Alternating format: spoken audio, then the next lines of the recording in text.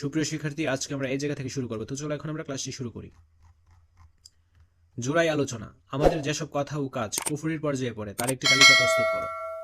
পাঠ্যপুস্তকে উল্লেখিত কুফরের পর্যায়ভুক্ত কথা ও কাজ ব্যতীত আরও যেসব কথা ও কাজ কুফরের পর্যায়ভুক্ত তা জোড়াই আলোচনা করে শ্রেণী শিক্ষকের নির্দেশনা মোতাবেক উপস্থাপন করো। এর অ্যান্সারটা আমরা দেখিনি। আমাদের যেসব কথা ও কাজ কুফরির পর্যায়ে পড়ে তার একটি তালিকা প্রস্তুত করা হলো।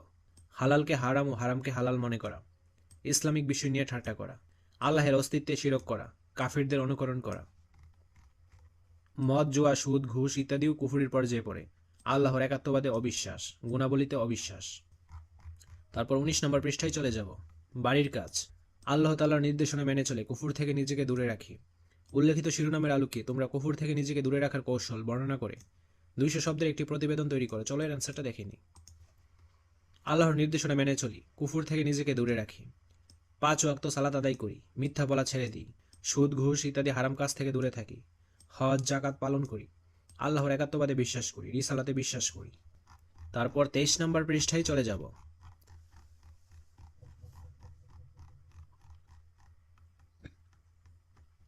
প্যানেল বা দলগত আলোচনা। মুনাফিক আমাদের সমাজের শান্তি ও স্থিতিশীলতা নষ্ট করে। উল্লেখিত শিরোনামের আলোকে তোমরা প্যানেল বা দলে আলোচনা করে উপস্থাপন করো। চলো এর অ্যান্সারটা দেখে নিই। মুনাফিক আমাদের সমাজের শান্তি ও স্থিতিশীলতা নষ্ট করে। অন্তরে কুফরি কিন্তু মুখে আল্লাহ তাআলার অস্তিত্ব স্বীকার করে, এরূপ ব্যক্তিকে মুনাফিক বলা হয়। মুনাফিকরা ইসলামের চরম শত্রু। তারা মুসলিম সেজে সমাজের মধ্যে ইসলামের বিরোধিতা করে, পাপ কাজ করে, বিশৃঙ্খলা সৃষ্টি করে। কিন্তু মুনাফিকদের এই আচরণে ইসলামের ব্যাপক ক্ষতি হয়।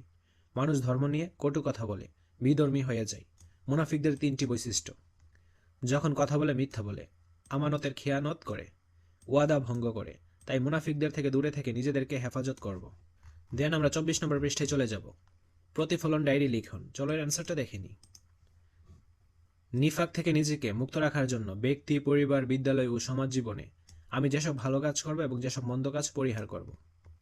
ক্ষেত্রসমূহ: ব্যক্তি জীবন, যেসব ভালো কাজ করব, নামাজ আদায় করব, যেসব মন্দ কাজ পরিহার করব, মিথ্যা বলা।